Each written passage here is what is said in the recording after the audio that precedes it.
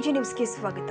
ಕೊಪ್ಪಳದ ಯಲಬುರ್ಗಾ ಬಸವ ಜಯಂತಿ ಅಂಗವಾಗಿ ಯಲಬುರ್ಗಾ ಪಟ್ಟಣದ ಶ್ರೀ ಮೊಕ್ಕಿ ಬಸವೇಶ್ವರ ಜಾತ್ರಾ ಮಹೋತ್ಸವ ನಿಮಿತ್ತವಾಗಿ ನೂತನವಾಗಿ ನಿರ್ಮಾಣಗೊಂಡಿರುವ ಪಂಚಕಳಸ ಮಹಾರಥೋತ್ಸವ ಅಪಾರ ಭಕ್ತ ಸಮೂಹ ಮಧ್ಯೆ ಬುಧವಾರ ದಿವಸ ಅತ್ಯಂತ ವಿಜೃಂಭಣೆಯಿಂದ ಜರುಗಿದೆ. ಪ್ರತಿ ವರ್ಷದಂತೆ ಈ ವರ್ಷವೂ ಕೂಡ ಬಸವ ಜಯಂತಿ ನಿಮಿತ್ತವಾಗಿ ಶ್ರೀ ಮೊಕ್ಕಿ ಬಸವೇಶ್ವರ ಜಾತ್ರಾ ಮಹೋತ್ಸವ ಭಾರಿ ವಿಜೃಂಭಣೆಯಿಂದ ಜರುಗಿದೆ.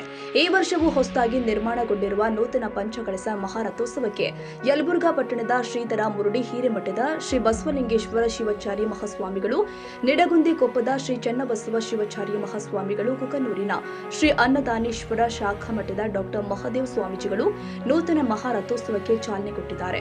ನಂತರ ವಿವಿಧ ವಾದ್ಯ ಮೇಳದೊಂದಿಗೆ ಹಾಗೂ ಮಹಿಳೆಯರಿಂದ ಕುಂಭ ಕಳಸ ಭಕ್ತಿ ಭಾವದೊಂದಿಗೆ ವಿಜೃಂಭಣೆಯಿಂದ ಜರುಗಿದೆ.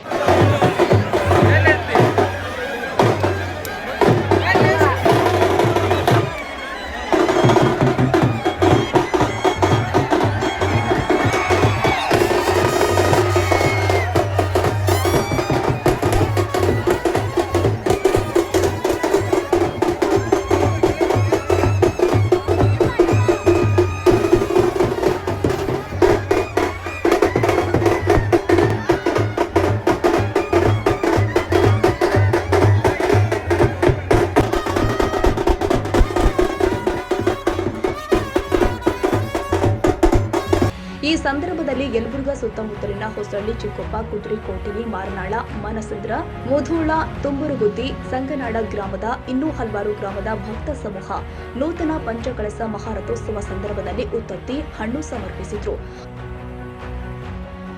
ಕನ್ನಡಿಗರ ಮೆಚ್ಚಿನ ನಿಮ್ಮ ಎಜೆ 24/7 ನ್ಯೂಸ್ ಕನ್ನಡ ವಾಹಿನಿ ಇದೀಗ ಟಿವಿಯಲ್ಲಿ ಲಭ್ಯ. ವೇಳೆ ನೋಟಿಸ್ ಕೊಟ್ಟಿದ್ರೆ ವಾಪಸ್ ತಗೋತೀವಿ.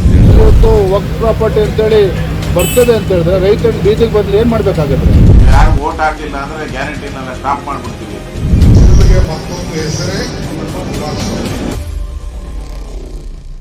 ಕರ್ನಾಟಕ ಮತ್ತು ದೇಶ ವಿದೇಶ 360 ಡಿಗ್ರಿ ಸುದ್ದಿ ಹಾಗೂ ಉತ್ತರ ಕರ್ನಾಟಕ, ಬೆಳಗಾವಿ, ಬಾಗಲಕೋಟೆ, ಧಾರವಾಡ, ಹಾವೇರಿ, ಗದಗ, ಬಿಜಾಪುರ ಜಿಲ್ಲೆಯ ಕ್ಷಣ ಕ್ಷಣದ ವಿವರವನ್ನ ಪಡೆಯುವುದಕ್ಕೆ ಎಜೆ 24/7 ನ್ಯೂಸ್ ಕನ್ನಡ ವಾಹಿನಿಯನ್ನ ಲೈಕ್ ಮಾಡಿ, ವಿಡಿಯೋಗಳನ್ನ ಶೇರ್ ಮಾಡಿ, ಕಮೆಂಟ್ ಮಾಡುವ ಮೂಲಕ ನಮ್ಮ ವಾಹಿನಿಗೆ ಸಹಕಾರ ನೀಡಿ ಮತ್ತು ಚಾನೆಲ್ ಅನ್ನ ಸಬ್ಸ್ಕ್ರೈಬ್ ಮಾಡಿ. ಧನ್ಯವಾದಗಳು.